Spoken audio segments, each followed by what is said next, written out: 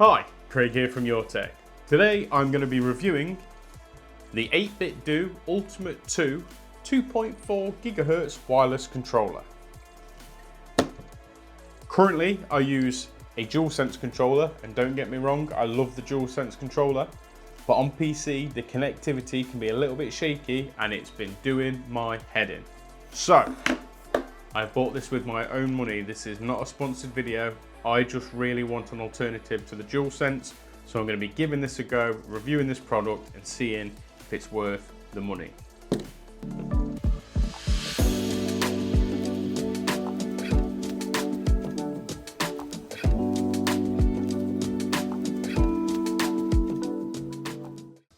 Time to unbox the 8bitdo Ultimate 2 wireless controller. Got some quite nice packaging. And in the box, as you can see, we've got a quick start guide, USB-A to USB-C cable, the charging dock,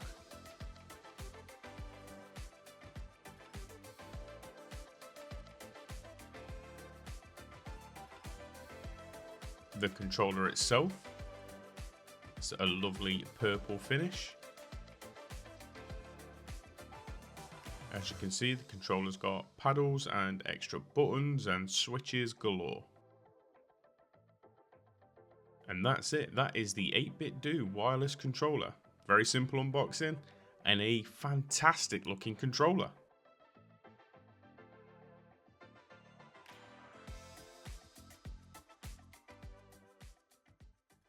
I've wanted a new controller for a while, and I was really excited to get one that was a 2.4 GHz controller, hence the dongle. Being able to use a controller and still have quite good latency was something I was quite excited about, because I like to put my feet up on my desk and play just a casual, easy game like No Man's Sky, and having a controller to be able to do that is lovely, but the input latency through Bluetooth can be quite noticeable.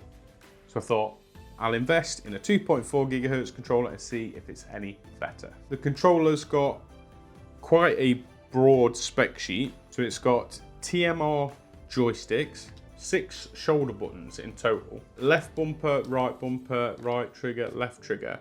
And then you've got what they call L4 and R4, which are these 2 tiny little buttons just on the inside, which can be mapped to basically any button you want. 2 paddles on the back, 2 switches. And what this does is it changes your triggers from being analog triggers to essentially mouse clicks. I'm not really sure what I'd use that for. I suppose for things like fighting games, that could be really, really handy. But I do love that you have that level of customization on it. I think that's awesome. And these are really satisfying to play with. I'll stop though, because I'll end up breaking it. You've got a plus, minus, square and heart button on the front of the controller. Plus button being your start button, minus button being your options button, in at least the games I've tried. You've got a middle button to power the controller on and off. Profile button in the middle, 4 face buttons, D-pad and 2 off-center analog sticks. So everything that you'd expect from a controller, plus a little bit more. I quite like the fact it's got 4 extra buttons compared to a regular controller. It's also got gyroscopic control as well. Not that it's something I'll ever use, I'm not a fan of that. And it comes with a charging dock that connects via USB-C. And in the bottom of this charging dock is where you store your dongle. The 2.4 GHz dongle can give you latency as low as 1 millisecond. I don't know how true that is, but that is impressive if that is true. And that is much, much lower latency than Bluetooth.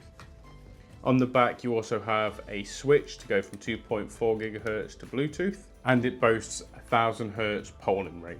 There is also, turn it on, RGB around the thumbsticks, which looks quite cool. And there's actually quite a few different effects on this, including that when you move it, depending on where you move it, that part of the ring lights up, which is actually quite cool. And the same goes for the buttons. If you press A, the bottom of the light ring lights up. If you press Y, the top, X left, B right. And it's the same with the D-pad on this side. You press the buttons and the little joystick light can light up. depending on what effect you choose. In the software, you can customize quite a lot about this. The actuation of the triggers, the sensitivity of the dead zone for the thumbsticks, the RGB like I've already mentioned, how sensitive the gyro control is, the strength of the vibration on a per side basis, left and right, and you can remap all of your buttons. It also has macro functionality. I'm not really sure what macros I would use nowadays to bind to a key. The controller is tri-mode connection, so you can use it wired, 2.4 gigahertz, or Bluetooth. And it's compatible with Apple, Android, Windows. My initial impression of this was fantastic. The latency feels brilliant. The joysticks feel very accurate and precise, and they're very, very nice. The face buttons have got a lovely click to them. They're not soft and mushy.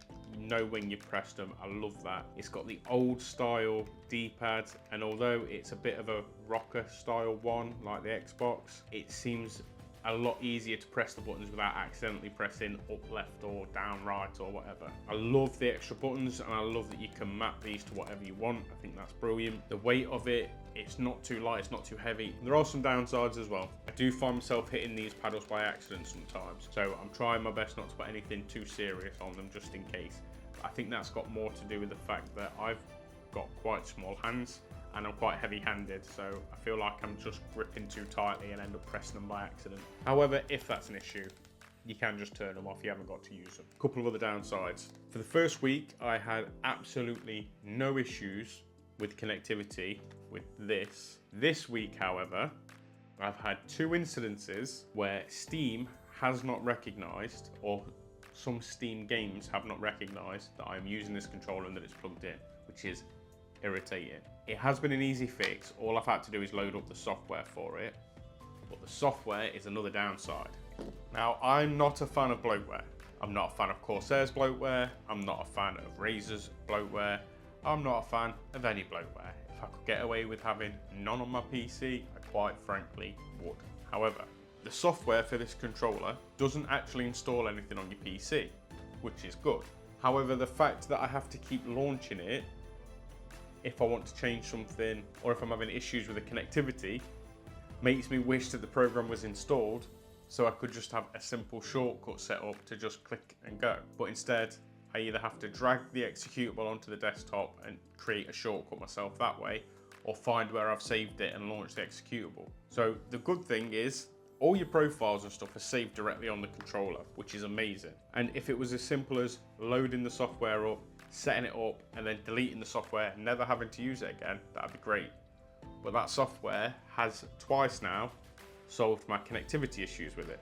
So I need to keep it around. A little bit annoying, not a deal breaker for me at all, because like I say, being able to just load the software up and it works straight away is great. The battery life on it seems really long. I gamed on this for, I think, 4 or 5 hours straight a few days ago.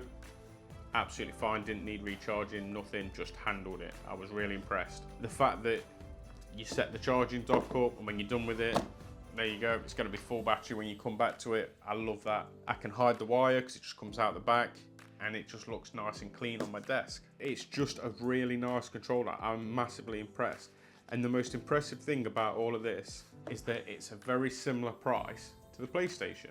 I think this is around 55, and this cost me around 45. And with this 2.4 gigahertz connectivity controller with a load of different buttons, a load of extra buttons, adjustable triggers, and a charging dock, £45.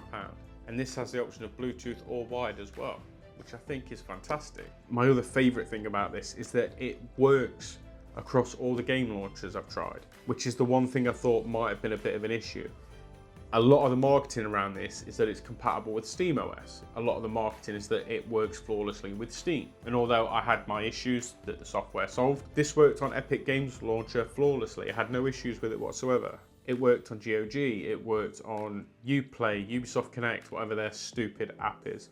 I had no issues with it at all in that regard, which I really like. I think that's really, really good. I love it. I think it's absolutely fantastic. I would highly recommend this to anyone. This will be linked below as an Amazon link. Feel free to have a gander, and if you want to buy it, I get a little bit of a kickback. And that's everything. If you enjoyed the video, please feel free to like, comment, subscribe, notification bell, all that stuff really helps us out and I appreciate it. And I'll hopefully see you on the next one. Bye.